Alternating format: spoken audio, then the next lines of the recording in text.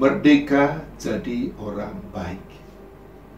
Aku Musa memanggil langit dan bumi menjadi saksi terhadap kamu pada hari ini. Kepadamu kuperhadapkan kehidupan dan kematian, berkat dan kutuk. Pilihlah kehidupan dengan mengasihi Tuhan Allahmu, dengan mendengarkan suaranya dan berpaut padanya. Demikian Ulangan pasal 30 ayat 19-20 katakan kepada kita.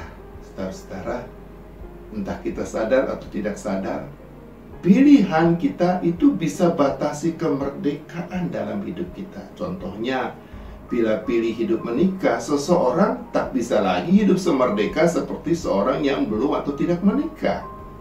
Bila pilih jadi pendeta, seseorang juga tidak bisa hidup semerdeka lagi seperti hidup seorang yang bukan pendeta. Karena itu firman Tuhan ajak panggil undang kita untuk buat pilihan yang memang sih bisa batasi kemerdekaan kita, tapi sekaligus bisa beri kita kemerdekaan untuk bisa hidup baik dan bisa jadi orang baik. Apa pilihan yang perlu kita buat?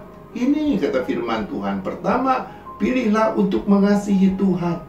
Sehari-hari kasih Tuhan itu sama dengan kasih sesama manusia. Bagaimana caranya kita mengasihi sesama manusia? Dengan belajar terus-menerus berempati kepada sesama manusia. Dengan berupaya terus-menerus menempatkan diri kita di tempat orang lain. Dengan berpikir, merasa seperti orang lain berpikir dan merasa. Sebab akibatnya bisa sangat besar. Kita jadi tidak gampang menghakimi orang lain. Sebaliknya kita jadi gampang untuk mengerti orang lain. Dan kita jadi lebih mudah berbuat baik kepadanya. Contohnya adalah seorang bapak lanjut usia yang sempat diadili oleh seorang hakim di suatu pengadilan. Pak Hakim tanya kepada bapak lanjut usia itu, "Mengapa Bapak kendarai mobil dengan kecepatan melampaui zona aman di lingkungan sekolah?" "Saya terpaksa, Pak Hakim," kata bapak lanjut usia itu. "Saya lagi cepat-cepat anterin anak lelaki saya yang sakit ke dokter." "Sakit apa anak Bapak?" "Iya, harus cuci darah setiap 2 minggu sekali." "Berapa sih umur Bapak dan anak lelaki Bapak?" "Umur saya 96 tahun, Pak Hakim. Umur anak lelaki saya 63 tahun.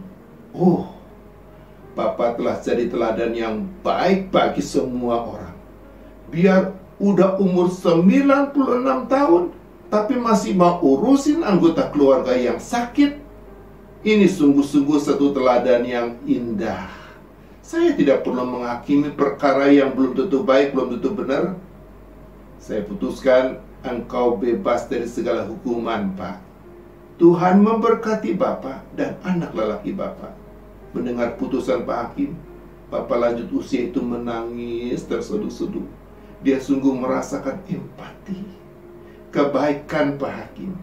Pak Hakim menghakimi dengan empati. Karena itu dia bisa mengasihi, dia bisa berbuat baik kepada bapak lanjut usia itu. Yang kedua, pilihlah untuk mendengarkan Tuhan. Dengarkan Tuhan itu selalu jadi awal percaya dan taati Tuhan. Tidak pernah ada percaya dan taati Tuhan tanpa terlebih dahulu dengarkan Tuhan. Nah, dengarkan Tuhan itu bisa terjadi lewat dengarkan firman Tuhan yang dibaca dan direnungkan, juga lewat firman Tuhan yang diberitakan, dikhotbahkan. Ya, seperti Sapa Gembala pada saat ini. Dengarkan Tuhan bisa bantu kita percayai dan taati Tuhan dengan benar dan hindarkan kita dari salah percaya dan salah mentaati Tuhan. Seorang ibu satu hari membangunkan anak lelakinya yang masih kecil. "Ayo bangun, nak, udah pukul 6 pagi." Anaknya yang masih ngantuk tanya, "Bu, kok masih pagi-pagi gini saya udah dibangunin sih?" "Ayo cepetan mandi, tuker pakaian, makan pagi, kita akan berangkat pukul 7 pagi. "Tapi Bu, nggak usah tapi, nggak usah ibu-ibu, cepetan, ikutin kata ibu."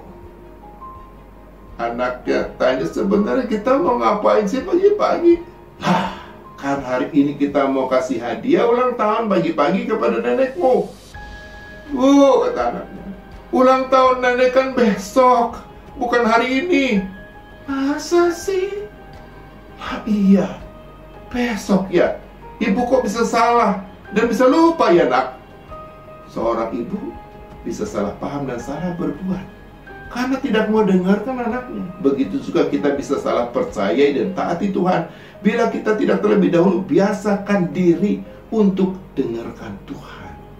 Yang ketiga, pilihlah untuk berdialog dengan Tuhan. Berpaut kepada Tuhan itu sama artinya dengan hidup dekat, intim, bergaul, berdialog dengan Tuhan. Berdialog itu berkomunikasi dua arah. Dan itu terjadi lewat doa kita berbicara kepada Tuhan. Dan lewat firman-Nya yang dibaca, yang diberitakan, Tuhan berbicara kepada kita. Semakin berpaut, dekat, intim, bergaul, berdialog dengan Tuhan, kuasanya bisa makin tersalur kepada kita.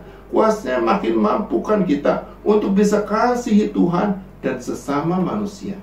Karena ketiga pilihan kita itu untuk kasihi, dengarkan, berdialog dengan Tuhan, pasti kita tidak bisa lagi hidup semerdeka seperti orang pada umumnya yang bebas saja, merdeka untuk berbuat buruk, salah, jahat. Sebab ketiga pilihan itu justru akan merdekakan kita untuk bisa berbuat baik dan bisa jadi orang baik dalam hidup kita. Sehingga Tuhan mau merahmati kita dengan kehidupan dan dengan berkat-Nya. Tidak pernah merahmati kita dengan kematian dan dengan kutuk-Nya. Selamat hidup merdeka untuk berbuat baik dan selamat jadi orang baik karena pilihan kita.